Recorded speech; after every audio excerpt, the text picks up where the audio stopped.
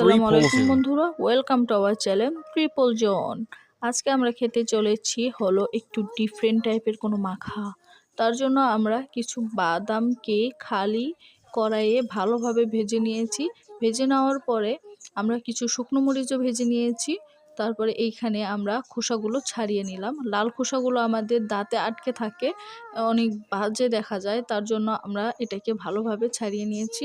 ছাড়িয়ে নেওয়ার পরে হলো আমরা শুকনো মরিচ, কাঁচামরিচ, ধনিয়া পাতা, লেবু আর হলো শসা, এগুলোকে খুব ভালোভাবে পানিতে ধুয়ে নিয়েছি। পানিতে ধুয়ে নেওয়ার পরে এগুলোকে আমরা ভালোভাবে কুচি কুচি করে কেটে নিলাম। একে একে সবগুলোকে কেটে নিয়েছি। আপনারা আপনাদের মন মতো কুচি করে কেটে নেবেন। তারপরে এক টুকরো লেবু কেটে নিয়েছি। তারপরে শুকনো মরিচ এবং লবণ দিয়ে ভালোভাবে টেলে নিয়েছি। টেলে নেওয়ার পরে আমরা এখানে ভেজে রাখা বাদামগুলোকে দিয়েছি। তারপরে দিয়েছি কুচি কুচি করে কেটে রাখা সকল জিনিস দিয়ে, তারপরে সরিষার তেল, লেবুর রস, সস সব দিয়ে আমরা খুব ভালোভাবে মেখে নিয়েছি। এটার কালার ছিল অসাধারণ, স্বাদ ছিল আরও অসাধারণ। আল্লাহ হাফেজ।